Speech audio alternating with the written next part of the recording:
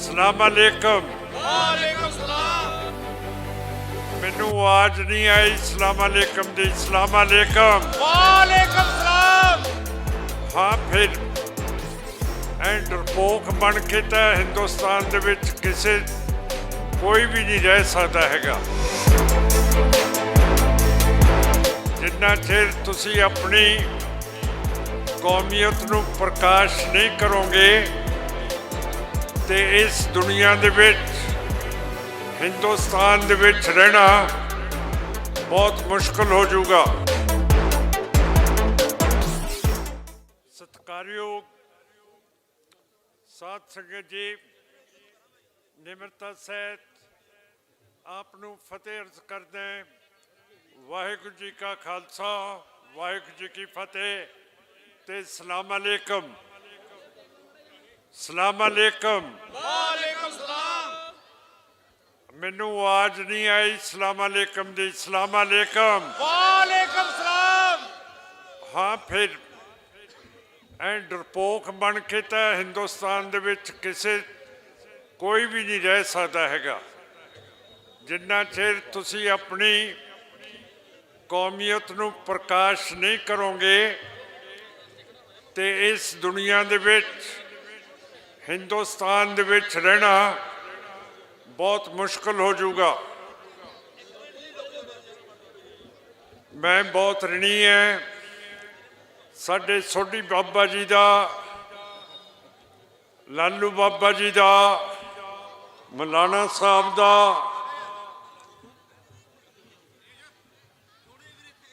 Roof Khan जी दा, रली खान जी दा, मकसूद उल हक साहब दा, काशमी जी दा, सारिਆਂ ਦਾ बहुत ऋणी है। साडे पप्पू जी हैं, सारे लीडर हैं, तुहाडा सारिਆਂ ਦਾ बहुत ऋणी है जिहड़ा अज इस मंडी दे विच आके इस इकट्ठ नूं कामयाब कीता। ਜਿਹੜੀਆਂ ਪਾਰਟੀਆਂ ਹੁੰਦੀਆਂ ਉਹ ਸਾਰਿਆਂ ਦੀ ਵਧੀਆ ਹੱਕ ਦੇ ਲਈ, ਜੀਵਨ ਦੇ ਲਈ, ਬਿਹਤਰੀ ਦੇ ਲਈ ਕੰਮ ਕਰਦੀਆਂ। ਇੱਕ ਵਾਰੀ ਜਿਹੜੀ ਸੋਚ ਹੋਏ ਜਿਹੜੀ 1947 ਤੋਂ ਲੈ ਕੇ ਅੱਜ ਤੱਕ ਇਸ ਹਿੰਦੁਸਤਾਨ ਦੇ ਵਿੱਚ ਚੱਲਦੀ ਹੈ ਉਸ ਨੂੰ ਆਪਾਂ ਨੂੰ ਤਬਦੀਲ ਕਰਨਾ ਪਊਗਾ।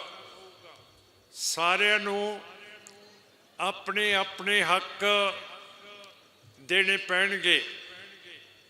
किसी भी कौम नूं इत्थे डरा के नहीं हुकूमत की जाऊगी, ना कोई करन देऊगा।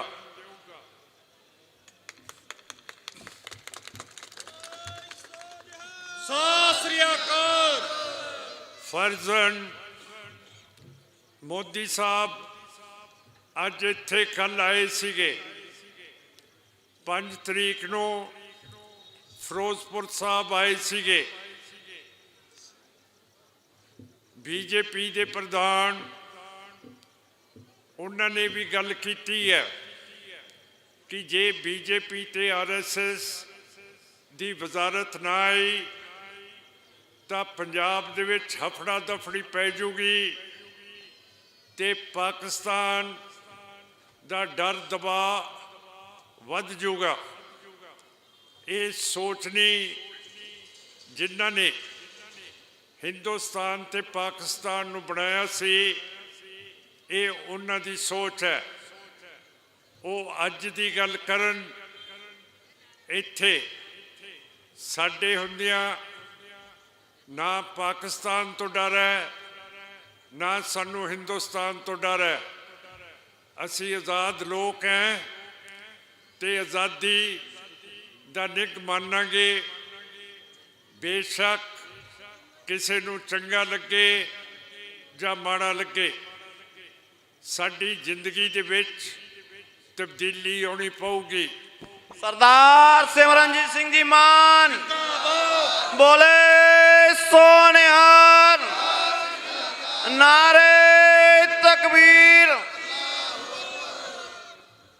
ਤਬਦੀਲੀ ਬਹੁਤ ਜ਼ਰੂਰੀ ਹੈ, ਕਿਉਂ ਕਰਕੇ ਇਲੈਕਸ਼ਨਾਂ ਦੇ ਦਿਨ ਹੈ। ਜਿੰਨਾ ਚਿਰ ਨਵੀਂ ਸੋਚ ਪੰਜਾਬ ਤੇ ਹਿੰਦੁਸਤਾਨ ਦੇ ਵਿੱਚ ਨਹੀਂ ਆਉਂਦੀ, ਜਿਵੇਂ ਪੁਰਾਣਾ ਰਿਕਾਰਡ ਚੱਲੀ ਜਾਂਦਾ ਹੈ, ਉਸ ਨੂੰ ਬਦਲਣਾ ਪਊਗਾ। ਭਰਾਵੋ, ਤੁਹਾਨੂੰ ਚੰਗਾ ਲੱਗੇ ਜਾਂ ਮਾੜਾ ਲੱਗੇ, ਘੱਟ ਗਿਣਤੀਆਂ ਨੂੰ ਆਪਣੇ ਹੱਕ ਹਕੂਕ ਦੇਣੇ ਪੈਣਗੇ। ਜਿਵੇਂ ਸੰਵਿਧਾਨ ਕਹਿੰਦਾ, ਕਿਸੇ ਦੇ ਹੱਕ ਮਾਰ ਕੇ, ਕਿਸੇ ਦਾ ਬੁਰਕਾ ਲਵਾ ਕੇ, ਹਿਜਾਬ ਲਵਾ ਕੇ ਇੱਥੇ ਕੰਮ ਨਹੀਂ ਚੱਲ ਸਕਦਾ ਹੈਗਾ। ਇੱਥੇ ਜੋ ਮਤਸਵੀ ਸੋਚ ਹੈ ਕਿ ਕੋਈ ਸਿੱਖ ਪਾਰਲੀਮੈਂਟ ਦੇ ਵਿੱਚ ਆਪਣੀ ਕਿਰਪਾਨ ਨਹੀਂ ਲੈ ਕੇ ਜਾ ਸਕਦਾ, ਇਹਦੇ ਵਿੱਚ ਤਬਦੀਲੀ ਆਉਣੀ ਪਊਗੀ। ਇਹ ਸਾਰੇ ਆਪਾਂ ਇੱਕ ਹੋ ਕੇ ਅੱਗੇ ਚੱਲ ਸਕਦੇ ਹਾਂ। ਸਰਦਾਰ ਸਿਮਰਨਜੀਤ ਸਿੰਘ ਜੀ ਮਾਨ ਸਾਡੀ ਪਾਰਟੀ ਇਹ ਜਿਹੜਾ ਜਬਰ ਸੈਂਟਰ ਤੇ ਹਿੰਦੁਸਤਾਨ ਨੇ ਘੱਟ ਗਿਣਤੀਆਂ ਦੇ ਉੱਤੇ ਲਿਆਂਦਾ, ਇਹਦਾ ਅਸੀਂ ਸਾਹਮਣਾ ਕੀਤਾ। ਸਾਨੂੰ ਸਾਹਮਣਾ ਕਰਨਾ ਪੈਂਦਾ ਔਰ ਸਾਹਮਣਾ ਕਰਾਂਗੇ, ਕਿਉਂਕਿ ਇਹ ਜ਼ਿੰਦਗੀ ਇੱਕ ਵਾਰੀ ਆਉਂਦੀ ਹੈ, ਦੋ ਵਾਰੀ ਨਹੀਂ ਆਉਂਦੀ ਹੈ। ਔਰ ਸਰਦਾਰ ਸਿਮਰਨਜੀਤ ਸਿੰਘ ਜੀ ਮਾਨ ਔਰ ਆਪਾਂ ਨੂੰ ਸ਼ੇਰ ਦੇ ਵਰਗਣ ਇੱਥੇ ਜ਼ਿੰਦਗੀ ਬਤੀਤ ਕਰਨੀ ਪਊਗੀ। ਮੈਨੂੰ ਯਾਦ ਹੈ ਕਿ ਇੱਕ ਦੱਖਣ ਦਾ ਇੱਕ ਬਹੁਤ ਮਸ਼ਹੂਰ ਮਹਾਰਾਜਾ ਸੀ, ਟਿਪੂ ਸੁਲਤਾਨ। ਉਸ ਨੇ ਕਿਹਾ ਸੀ ਕਿ ਇੱਕ ਦਿਨ ਸ਼ੇਰ ਦਾ ਤੇ 100 ਦਿਨ ਗਿੱਦੜ ਦਾ। ਇੱਕ ਦਿਨ ਸ਼ੇਰ ਦਾ ਬਹੁਤ ਮਹੱਤਤਾ ਰੱਖਦਾ, 100 ਦਿਨ ਗਿੱਦੜ ਦੇ। ਤੇ ਆਪਾਂ ਗਿੱਦੜਾਂ ਵਰਗੇ ਨਹੀਂ ਰਹਿ ਸਕਦੇ, ਨਾ ਇਸ ਹਿੰਦੁਸਤਾਨ ਦੇ ਵਿੱਚ, ਨਾ ਇਸ ਹਲਕੇ ਦੇ ਵਿੱਚ। ਤੁਹਾਨੂੰ ਸਿੱਧੇ ਹੋ ਕੇ, ਨਿਡਰ ਹੋ ਕੇ ਚੱਲਣਾ ਪਊਗਾ।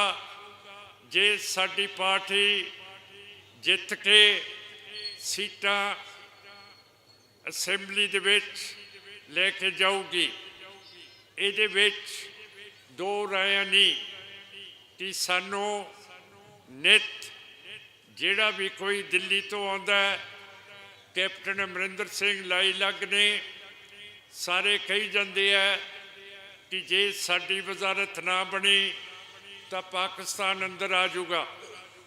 ਕਿੱਦਣ ਪਾਕਿਸਤਾਨ ਪੰਜਾਬ ਦੇ ਵਿੱਚ ਆਇਆ, ਮੈਨੂੰ ਇਹ ਲੋਕ ਦੱਸਣ।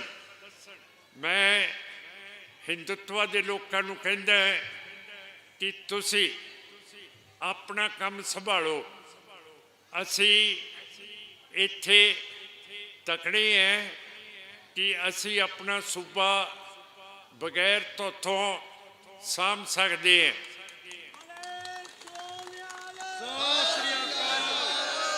ਬੀਜੇਪੀ ਤੇ ਆਰਐਸਐਸ ਵਾਲਿਓ, ਤੁਹਾਨੂੰ ਮੈਂ ਦੱਸਣਾ ਚਾਹੁੰਦਾ ਕਿ 1947 ਤੋਂ ਬਾਅਦ ਤੁਸੀਂ ਆਪਣੀਆਂ ਹੱਦਾਂ ਨੂੰ ਸੁਰੱਖਿਅਤ ਨਹੀਂ ਰੱਖ ਸਕਦੇ, ਨਾ ਰੱਖਿਆ। ਤੁਹਾਨੂੰ 1947 ਦੇ ਵਿੱਚ ਪੂਰਾ ਕਸ਼ਮੀਰ ਦਿੱਤਾ ਗਿਆ ਸੀ ਜਦੋਂ ਅੰਗਰੇਜ਼ ਇੱਥੋਂ ਗਏ ਹੈ। ਤੁਸੀਂ ਬਹੁਤ ਹਿੱਸਾ ਪਾਕਿਸਤਾਨ ਨੂੰ ਦੇਤਾ ਕਸ਼ਮੀਰ ਦਾ, ਬਹੁਤ ਸਾਰਾ ਹਿੱਸਾ ਚੀਨ ਨੂੰ ਦੇਤਾ। ਸੋ ਆਪਣੇ ਮੰਜੀ ਥੱਲੇ ਝਾਤੂ ਮਾਰੋ, ਸਾਨੂੰ ਨਾ ਕਿਹੋ ਕਿ ਇੱਥੇ ਪਾਕਿਸਤਾਨ ਆ ਜਾਊਗਾ। ਪਹਿਲਾਂ ਤੁਸੀਂ ਆਪਣੀ ਜਿਹੜੀ ਸਰਹੱਦ ਹੈ ਉਸ ਨੂੰ ਸੰਭੋ। 2020 ਦੇ ਵਿੱਚ ਚੀਨ ਲਦਾਖ ਦੇ ਅੰਦਰ 900 ਕਿਲੋਮੀਟਰ ਅੰਦਰ ਆ ਗਿਆ। ਤੁਸੀਂ ਕਸ਼ਮੀਰ ਤੇ ਲਦਾਖ ਵੱਲ ਦੇਖੋ, ਉਸ ਨੂੰ ਕਿਵੇਂ ਸਾਹਮਣਾ। ਨਵੇਂ ਪੰਗੇ ਤਦ ਖੜੇ ਕਰੀਦੀਏ ਜੇ ਪਿਛਲੇ ਪੰਗਿਆਂ ਨੂੰ ਤੁਸੀਂ ਠੀਕ ਰੱਖ ਸਕੋਗੇ। ਜੇ ਤੁਸੀਂ ਕਸ਼ਮੀਰ ਤੇ ਲਦਾਖ ਨਹੀਂ ਸਾਂਭ ਸਕੇ, ਫਿਰ ਪੰਜਾਬ ਦੇ ਨਾਲ ਪੰਗਾ ਲੈਣ ਦੀ ਤੁਹਾਨੂੰ ਕੋਈ ਲੋੜ ਨਹੀਂ ਹੈ। ਤੁਸੀਂ ਆਪਣੇ ਆਪ ਨੂੰ ਦੇਖੋ, ਤੁਸੀਂ ਕੀ ਕਰ ਸਕਦੇ ਹੋ। ਇਸ ਤਰ੍ਹਾਂ ਹਿੰਦੂਤਵ ਨੂੰ ਤੇਜ਼ ਕਰਨਾ, ਸਾਨੂੰ ਪਤਾ ਹੈ ਕਿ ਇੱਥੇ ਹਿੰਦੂ ਸਿੱਖ ਮੁਸਲਮਾਨ ਰੰਗਰੇਟੇ ਰਹਿੰਦੇ ਹੈ। ਸਾਨੂੰ ਇਹ ਸਾਰਿਆਂ ਨੂੰ ਸਾਹਮਣਾ ਆਉਂਦਾ ਹੈ। ਅਸੀਂ ਤੁਹਾਥੋਂ ਬਿਲਕੁਲ ਕੁਛ ਨਹੀਂ ਸਿੱਖਣਾ ਹੈ, ਕਿਉਂ ਕਰਕੇ ਤੁਸੀਂ ਕਦੇ ਵੀ ਇਤਿਹਾਸ ਦੇ ਵਿੱਚ ਰਾਜ ਨਹੀਂ ਕੀਤਾ ਹੈ, ਸਿਵਾਏ ਯੋਧਿਆ ਤੋਂ, ਜਿਹੜਾ ਵੀ ਇਤਿਹਾਸ ਕਹਿੰਦਾ ਕਿ ਸ਼ਾਇਦ ਉੱਥੇ ਰਾਜ ਸੀਗਾ ਜਾਂ ਨਹੀਂ ਸੀਗਾ। ਤੁਸੀਂ ਜੇ ਆਪਣੇ ਆਪ ਨੂੰ ਸਾਂਭ ਲਓ, ਇਹ ਬਹੁਤ ਅੱਛੀ ਚੀਜ਼ ਹੋਊਗੀ। ਸਾਡੇ ਨੂੰ ਆ ਕੇ ਇੱਥੇ ਸਬਕ ਸਿਖਾਉਣੇ ਕਿ ਪਾਕਿਸਤਾਨ ਆ ਜਾਊਗਾ, ਫਲਾਣਾ ਆ ਜਾਊਗਾ। ਪਹਿਲਾਂ ਤੁਸੀਂ ਆਪਣੀਆਂ ਸਰਹੱਦਾਂ ਨੂੰ ਤਕੜਾ ਕਰੋ, ਫਿਰ ਸਾਨੂੰ ਦੱਸੋ ਕਿ ਇੱਥੇ ਪਾਕਿਸਤਾਨ ਤੋਂ ਕਾਹਦਾ ਡਰ ਹੈ। ਐ ਵੀ ਡਰੀ ਜਾਣਾ ਸਾਰਾ ਦਿਨ। ਉਹ ਜਦੋਂ ਅਸੀਂ ਹੈਗੇ ਹਾਂ, ਤੁਹਾਨੂੰ ਸਾਡੇ ਉੱਤੇ ਇਤਬਾਰ ਨਹੀਂ ਹੈ। ਸਰਦਾਰ ਸਿਮਰਨਜੀਤ ਸਿੰਘ ਜੀ ਮਾਨ। ਸੋ ਮੋਦੀ ਸਾਹਿਬ, ਤੁਸੀਂ ਆਉਂਦੇ ਹੋ ਫਿਰੋਜ਼ਪੁਰ, ਤੁਸੀਂ ਕਿਹਾ ਕਿ ਮੇਰੀ ਜ਼ਿੰਦਗੀ ਨੂੰ ਖਤਰਾ ਹੈ। ਤੁਹਾਡੀ ਜ਼ਿੰਦਗੀ ਨੂੰ ਕੋਈ ਖਤਰਾ ਨਹੀਂ ਸੀਗਾ। ਤੁਸੀਂ ਯੂਪੀ ਦੇ ਇਲੈਕਸ਼ਨ ਜਿੱਤਨੇ ਹੈ ਕਹਿ ਕੇ ਕਿ ਸਿੱਖ ਮੈਨੂੰ ਮਾਰ ਦੇਣ ਲੱਗੇ ਸੀਗੇ। ਇਹਦੇ ਨਾਲ ਤੁਸੀਂ ਬਹੁ ਗਿਣਤੀ ਹਿੰਦੂਤਵਾਂ ਨੂੰ ਭੜਕਾ ਕੇ ਯੂਪੀ ਦੇ ਵਿੱਚ ਵੋਟ ਹਾਸਲ ਕਰਨਾ ਚਾਹੁੰਦੇ ਹੋ। 2002 ਦੇ ਵਿੱਚ ਮੋਦੀ ਸਾਹਿਬ, ਤੁਸੀਂ 2000 ਮੁਸਲਮਾਨਾਂ ਦਾ ਕਤਲੇਆਮ ਗੁਜਰਾਤ ਦੇ ਵਿੱਚ ਕਰਤਾ ਸੀਗਾ। ਮੋਦੀ ਸਾਹਿਬ 2013 ਦੇ ਵਿੱਚ 60,000 ਸਿੱਖ ਕਿਸਾਨ, ਉਹਨਾਂ ਦੀਆਂ ਜ਼ਮੀਨ ਜਾਇਦਾਦਾਂ ਗੁਜਰਾਤ ਦੇ ਵਿੱਚੋਂ ਤੁਸੀਂ ਖੋਹ ਲਈਆਂ ਸੀਗੀਆਂ। 2014 ਦੇ ਵਿੱਚ ਇਲੈਕਸ਼ਨ ਹੋਏ, ਤੁਸੀਂ ਸਾਰੀ ਇੱਕ ਆਪਣੀ ਕੌਮ ਨੂੰ ਭੜਕਾਤਾ ਤੇ ਤੁਸੀਂ ਦਿੱਲੀ ਦੇ ਮਾਲਕ ਬਣ ਗਏ। ਇਹ ਕੰਮ ਵਾਰੀ ਨਹੀਂ ਚੱਲਣਾ। ਜੇ ਤੁਹਾਡੀਆਂ ਖੁਫੀਆ ਏਜੰਸੀਆਂ ਤੁਹਾਨੂੰ ਨਹੀਂ ਦੱਸ ਸਕਦੀਆਂ ਕਿ ਚੀਨ ਨੇ ਹਮਲਾ ਕਰਨਾ ਹੈ, ਫਿਰ ਤੁਹਾਨੂੰ ਆਪਣੀਆਂ ਖੁਫੀਆ ਏਜੰਸੀਆਂ, ਫੌਜ ਨੂੰ ਤਕੜਾ ਕਰਨਾ ਪਊਗਾ। ਐਵੇਂ ਲੋਕਾਂ ਨੂੰ ਕਹਿ ਕੇ ਕਿ ਪੰਜਾਬ ਖਤਰੇ 'ਚ ਪੈ ਜਾਊਗਾ ਜੇ ਬੀਜੇਪੀ ਤੇ RSS ਨਾ ਆਏ, ਇਹ ਬਿਲਕੁਲ ਬਕਵਾਸ ਹੈ।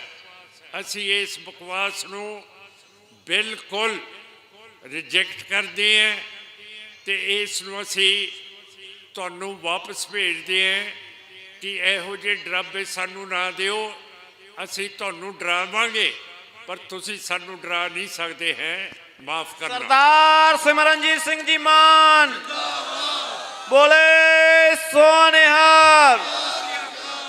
ਪੰਜਾਬ ਦੇ ਵਿੱਚ ਆ ਕੇ ਮੋਦੀ ਸਾਹਿਬ, ਤੁਹਾਨੂੰ ਕੋਈ ਡਰ ਨਹੀਂ ਹੈ। ਤੁਹਾਡੀ ਪਿੱਦੜ ਪੈ ਆਪ ਨਿਕਲੀ ਪਈ ਹੈ। ਤੁਸੀਂ ਕੱਲ ਹਿੰਦੂਆਂ ਦੇ ਮੰਦਿਰ ਦੇ ਵਿੱਚ ਤੁਹਾਡਾ ਪ੍ਰੋਗਰਾਮ ਸੀਗਾ, ਤੁਸੀਂ ਨਹੀਂ ਜਾ ਸਕੇ, ਅਸੀਂ ਤੁਹਾਨੂੰ ਨਹੀਂ ਹਟਾਇਆ।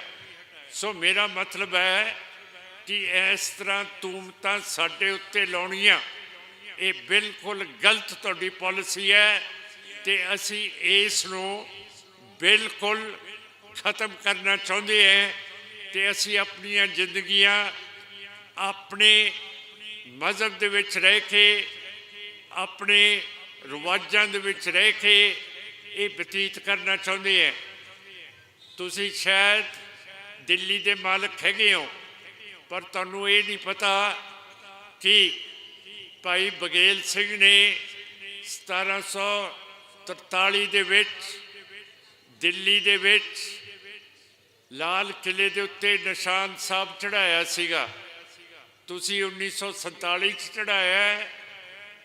ਭਾਈ ਬਘੇਲ ਸਿੰਘ ਨੇ 1783 ਦੇ ਵਿੱਚ ਚੜਾਤਾ ਸੀਗਾ। ਅਸੀਂ ਜਾਣਦੇ ਹਾਂ ਕਿਵੇਂ ਪੰਜਾਬ ਨੂੰ ਬਚਾਉਣਾ। 1762 ਦੇ ਵਿੱਚ ਇਸ ਇਲਾਕੇ ਦੇ ਵਸਿੰਦਿਆਂ ਦੇ ਬਜ਼ੁਰਗਾਂ ਨੇ ਅਹਿਮਦ ਸ਼ਾਹ ਅਬਦਾਲੀ ਨੂੰ ਇੱਥੇ ਕੁਤਬੇ ਫਿਰ ਅਗਲੇ ਗੈਲੀ ਪਿੰਡ ਹਰਾ ਕੇ ਵਾਪਸ ਅਫਗਾਨਿਸਤਾਨ ਭੇਜਿਆ ਸੀ।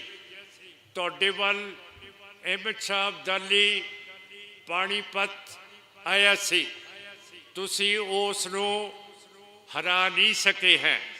ਮਾਫ ਕਰਨਾ, ਉਸ ਵੇਲੇ ਵੀ ਤੁਹਾਡੇ ਕੋਲੇ ਬਹੁਤ ਵੱਡੀ ਹਕੂਮਤ ਸੀ, ਪਰ ਇੱਥੇ ਸਾਡੇ ਲੋਕਾਂ ਨੇ, ਸਾਡੇ ਬਜ਼ੁਰਗਾਂ ਨੇ ਅਹਿਮਦ ਸ਼ਾਹ ਅਬਦਾਲੀ ਨੂੰ ਸਦਾ ਦੇ ਲਈ ਪੰਜਾਬ ਤੇ ਹਿੰਦੁਸਤਾਨ ਦੇ ਵਿੱਚੋਂ ਕੱਢਿਆ। ਸੋ ਸਾਨੂੰ ਕਹਿਣਾ ਕਿ ਪਾਕਿਸਤਾਨ ਆਜੂ, ਫਲਾਣਾ ਆਜੂ, ਜੇ ਬੀਜੇਪੀ ਨਾ ਆਈ, ਮੇਰਾ ਕਹਿਣ ਦਾ ਮਤਲਬ ਹੈ ਠੀਕ ਹੈ, ਤੁਸੀਂ ਡੰਡੇ ਲਾ ਕੇ, ਡੰਡੇ ਲੈ ਕੇ, ਖਾਕੀ ਨਿਕਰਾ ਪਾ ਕੇ ਪਰੇਡ ਕਰਨਾ ਚਾਹੁੰਦੇ ਹੋ, ਪਰ ਜੇ ਖਾਕੀ ਨਿੱਕਰ ਪਾਈ ਹੈ ਤੇ ਜੇ ਸਾਡਾ ਰਾਜ ਕਿਸੇ ਵੇਲੇ ਆ ਗਿਆ, ਅਸੀਂ ਤੁਹਾਨੂੰ ਸਰਹੱਦਾਂ ਦੇ ਉੱਤੇ ਭੇਜਣਾ ਹੈ ਕਿ ਤੁਸੀਂ ਉੱਥੇ ਬੋਲੇ ਸੋਨਿਹਾਰ। ਸਰਦਾਰ ਸਿਮਰਨਜੀਤ ਸਿੰਘ ਜੀ ਮਾਨ। ਨਾਰੇ ਤਕਬੀਰ। ਤੁਹਾਨੂੰ ਵੀ ਪਤਾ ਲੱਗੇ ਕਿ ਗਲੀਆਂ ਦੇ ਵਿੱਚ ਨਿਕਰਾਂ ਪਾ ਕੇ ਘੱਟ ਗਿਣਤੀਆਂ ਨੂੰ ਡਰਾਉਣਾ, ਇਹ ਯੁੱਗ ਖਤਮ ਹੋ ਗਿਆ। ਅਸੀਂ ਤੁਹਾਨੂੰ ਲੱਦਾਖ, ਕਸ਼ਮੀਰ ਦੀ ਸਰਹੱਦ ਤੇ ਪਹੁੰਚਾਵਾਂਗੇ, ਪੰਜਾਬ, ਰਾਜਸਥਾਨ, ਗੁਜਰਾਤ ਦੀ ਹੱਦ ਦੇ ਉੱਤੇ ਪਹੁੰਚਾਵਾਂਗੇ। ਸੋ ਇਹੋ ਜਿਹੀ ਚੀਜ਼ ਸਾਡੇ ਉੱਤੇ ਆ ਕੇ ਮਿਹਣੇ ਦੇਣੇ। ਮੋਦੀ ਸਾਹਿਬ, ਤੁਸੀਂ ਕਿਉਂ ਨਹੀਂ ਮੰਦਿਰ ਦੇ ਵਿੱਚ ਗਏ? ਤੁਹਾਨੂੰ ਦੱਸਿਆ ਗਿਆ ਉੱਥੇ ਤੁਹਾਡੀ ਹਿਫਾਜ਼ਤ ਨਹੀਂ ਹੋ ਸਕਦੀ।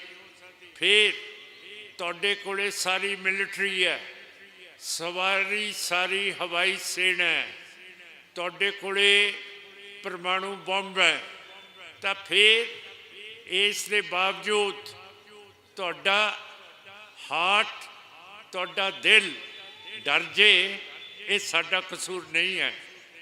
ਤੁਸੀਂ ਆਪਣੀ ਸੋਚੋ ਕਿ ਤੁਸੀਂ ਕੀ ਕਰ ਸਕਦੇ ਹੋ ਇਸ ਦੇਸ਼ ਦੇ ਲਈ। ਇਹ ਨਾ ਪੁੱਛੋ ਕਿ ਦੇਸ਼ ਤੁਹਾਡੇ ਲਈ ਕੀ ਕਰੂਗਾ। ਅਸੀਂ ਤੁਹਾਨੂੰ ਰਿਜੈਕਟ ਕਰਦੇ ਹਾਂ। ਬੀਜੇਪੀ RSS ਨੂੰ ਵੋਟ ਨਹੀਂ ਪਊਗੀ ਇੱਥੇ। ਸੋ ਸਰਦਾਰ ਸਿਮਰਨਜੀਤ ਸਿੰਘ ਜੀ ਮਾਨ। ਇੱਥੇ ਕਿਸੇ ਨੂੰ ਡਰ ਨਹੀਂ ਹੈ, ਨਾ ਹਿੰਦੂ ਨੂੰ, ਨਾ ਮੁਸਲਮਾਨ ਨੂੰ, ਨਾ ਸਿੱਖ, ਈਸਾਈ, ਨਾ ਕਿਸੇ ਰੰਗਰੇਟੇ ਨੂੰ। ਇੱਥੇ ਸਾਰੀ ਅਸੀਂ ਇੱਕ ਬਣ ਕੇ ਰਹਿਣਾ। ਔਰ ਬਿਲਕੁਲ ਅਸੀਂ ਨਾ ਦਿੱਲੀ ਤੋਂ ਆਉਣ ਦਈਏ ਕਿਸੇ ਨੂੰ, ਨਾ ਅਸੀਂ ਇਸਲਾਮਾਬਾਦ ਤੋਂ ਆਉਣ ਦਈਏ। ਸੋ ਮੇਰਾ ਮਤਲਬ ਕਹਿਣ ਦਾ ਹੈ ਕਿ ਅਸੀਂ ਆਪਣੇ ਆਪ ਨੂੰ ਦੇਖ ਸਕਦੇ ਹਾਂ, ਅਸੀਂ ਆਪਣੀ ਰੱਖਿਆ ਕਰ ਸਕਦੇ ਹਾਂ। ਤੁਸੀਂ ਆਪ ਦੇਖੋ ਕਿ ਤੁਸੀਂ ਚੀਨ ਤੋਂ ਕਿਵੇਂ ਬਚ ਸਕਦੇ ਹੋ। ਹੋਰ ਮੈਂ ਸੁਨੇਹਾ ਤੁਹਾਨੂੰ ਕੁਛ ਨਹੀਂ ਦੇਣਾ, ਪਰ ਜਿਹੜਾ ਤੁਸੀਂ ਇੱਥੇ ਆ ਕੇ ਤੂਫਾਨ ਉਡਾਇਆ ਕਿ ਤੁਹਾਡੀ ਜ਼ਿੰਦਗੀ ਖਤਰੇ 'ਚ ਹੈ ਅਤੇ ਪਾਕਿਸਤਾਨ ਆ ਜਾਊਗਾ, ਇਹ ਸਾਡੇ ਹੁੰਦਿਆਂ ਤਾਂ ਆਉਣਾ ਨਹੀਂ। ਅਤੇ ਤੁਸੀਂ ਮਾਫ ਕਰੋ, ਜਿਹੜੇ 2 ਹੋਰ ਦੌਰੇ ਤੁਸੀਂ ਲਾਉਣੇ ਹੈ, ਜੇ ਤੁਸੀਂ ਡਰਪੋਕ ਅਤੇ ਡਰੱਕ ਲਓ, ਫਿਰ ਤੁਹਾਨੂੰ ਪੰਜਾਬ ਆਉਣ ਦਾ ਕੋਈ ਮਤਲਬ ਨਹੀਂ ਹੈ। ਜੇ ਤੁਸੀਂ ਆਪਣੇ ਮੰਦਿਰ ਦੇ ਵਿੱਚ ਕੱਲ੍ਹ ਨਹੀਂ ਜਾ ਸਕੇ ਤਾਂ ਇਹ ਤੁਹਾਡਾ ਕਸੂਰ ਹੈ, ਤੁਹਾਡੀ ਫੌਜ ਦਾ, ਤੁਹਾਡੀ ਖੁਫੀਆ ਏਜੰਸੀ ਦਾ, ਤੁਹਾਡੀ ਹਵਾਈ ਸੈਨਾ ਦਾ, ਤੁਹਾਡੀ ਪਰਮਾਣੂ ਹਥਿਆਰਾਂ ਦਾ। ਇਹ ਹੋਰ ਕਿਸੇ ਦਾ ਕਸੂਰ ਨਹੀਂ ਹੈ। ਸਾਡੇ ਉੱਤੇ ਦੋਸ਼ ਨਾ ਲਾਓ। ਕਿ ਤੁਹਾਨੂੰ ਹਟਾਇਆ ਗਿਆ ਮੰਦਿਰ ਜਾਣ ਤੋਂ। ਅਸੀਂ ਬੜੇ ਖੁਸ਼ ਹੁੰਦੇ ਜੇ ਤੁਸੀਂ ਆਪਣੇ ਮੰਦਿਰ 'ਚ ਜਾਂਦੇ, ਅਸੀਂ ਤੁਹਾਨੂੰ ਵਧਾਈ ਦੇਣੀ ਸੀਗੀ। ਪਰ ਫਿਰ ਜਿਵੇਂ ਫਿਰੋਜ਼ਪੁਰ ਤੁਸੀਂ ਡਰ ਕੇ ਵਾਪਸ ਚਲੇ ਗਏ, ਇਸੇ ਤਰ੍ਹਾਂ ਕੱਲ੍ਹ ਦਾ ਦੌਰਾ ਜਿਹੜਾ ਤੁਹਾਡਾ ਹੋਇਆ ਸੀ, ਫਿਰ ਤੁਸੀਂ ਡਰ ਕੇ ਪਿੱਛੇ ਚਲੇ ਗਏ ਹੋ। ਜੇ ਤੁਸੀਂ ਪੰਜਾਬ 'ਚ ਨਹੀਂ ਆ ਸਕਦੇ ਤਾਂ ਨਾ ਆਓ, ਅਸੀਂ ਬਿਲਕੁਲ ਸੰਤੁਸ਼ਟ ਹਾਂ। ਅਸੀਂ ਤਾਂ ਉੱਥੋਂ ਕੋਈ ਮੰਗਦੇ ਨਹੀਂ, ਨਾ ਤੁਹਾਨੂੰ ਕੁਛ ਅਸੀਂ ਦਿੰਦੇ ਹਾਂ। ਅਸੀਂ ਆਪਣਾ ਜੀਵਨ ਜਿਵੇਂ ਅਸੀਂ ਚਾਹੁੰਦੇ ਹਾਂ ਉਸ ਤਰ੍ਹਾਂ ਜੀਵਾਂਗੇ, ਸਾਨੂੰ ਤੁਹਾਡੀ ਲੋੜ ਨਹੀਂ ਹੈ।